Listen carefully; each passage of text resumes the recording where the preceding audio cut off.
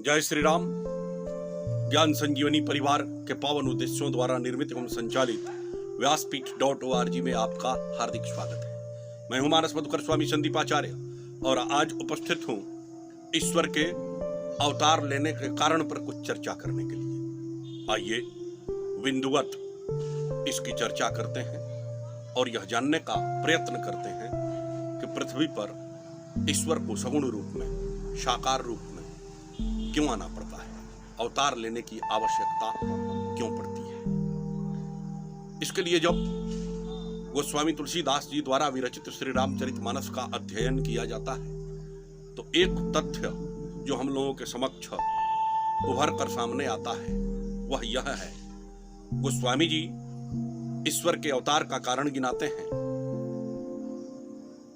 कहते हैं कि जब जब हो ही धर्म कहानी, बाढ़ही असुर अधम अभिमानी, करही अनीति जाई नहीं बरनी, छीदही विप्रधेनु सुर धरणी। तब तब प्रभु धरि विविध शरीरा, हरहि कृपा निधि सज्जन पीड़ा। गोस्वामी जी का कहना यह है कि पृथ्वी पर जब जब धर्म को नुकसान पहुंचाता है कोई, जब जब धर्म हानि की ओर जाता है, जब जब धर्म घटने लगता है, धर्म ह्रास की ओर जाने लगता है, जब जब हो ही धर्म कहानी, बाढ़ही असुर अधम अभिमानी। और कैसे लोग बढ़ जाते हैं तो असुर, राक्षस, अधम, नीच, पतित व्यक्ति, कर्म से च्युत व्यक्ति, असुर, अधम, अभिमानी और अपने अहंकार में जीने वाले लोग, दंभ में जीने वाले लोग, जब ऐसे लोगों की जनसंख्या बढ़ जाती है तो गोस्वामी जी का कहना है कि और ये लोग करते क्या हैं।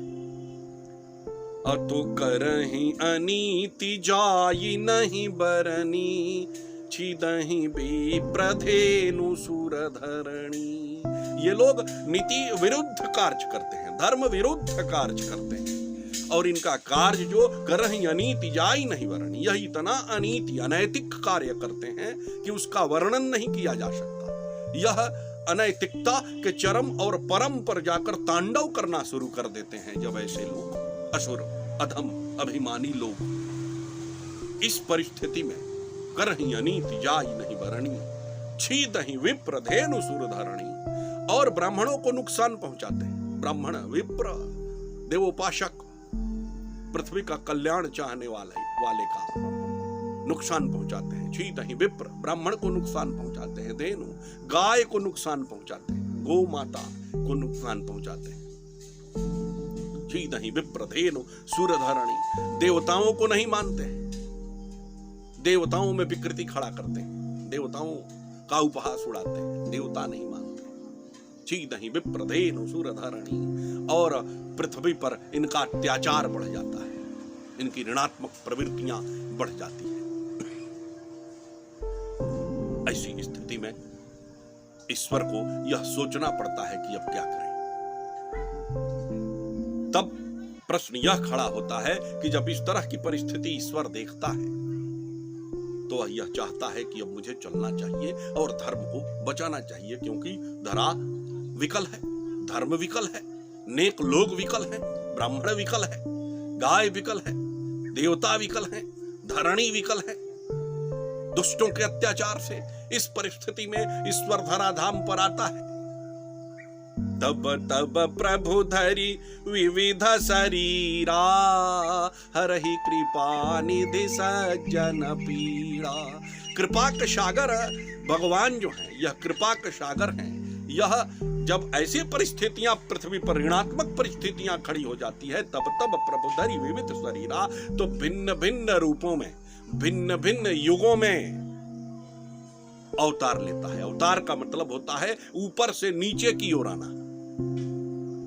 ईश्वर को ऊपर से नीचे उतरने की आवश्यकता पड़ती है, निर्गुण को सगुण होने की आवश्यकता पड़ती है, निराकार को साकार होने की आवश्यकता पड़ती है। गीता में भगवान श्री कृष्ण भी गोस्वामी तुलसीदास जी के इस मत का ही समर्थन करते नजर आते हैं। नाना पुराण निगमागम सम्मतम के सिद्धांत के अनुसार गीता में यह बात पहले से लिखी गई है, जिसका संग्रह गोस्वामी जी ने अपने ग्रंथ में किया है। और गीता में स्वयं भगवान श्री कृष्ण यह कहते हैं कि यदा यदा हि धर्मस्य ग्लानिर्भवति भारत अभ्युत्थानम् अधर्मस्य तदात्मानं सृजाम्यहम् परित्राणाय साधूनां विनाशाय च दुष्कृतां धर्म संस्थापनार्थाय संभवामि युगे युगे। वहां भी भगवान यही कहते नजर आते हैं जो श्री रामचरितमानस में गोस्वामी तुलसीदास जी ने लिखा है। अर्थात धर्म जब संकट में पड़ता है, अधर्मी लोग बढ़ जाते हैं, राक्षस बढ़ जाते हैं, अहंकारी बढ़ जाते हैं, पतित लोग बढ़ जाते हैं, तो कृपा के सागर भगवान इस धराधाम पर अवतरित होकर विश्व का कल्याण करते हैं। जय श्री राम।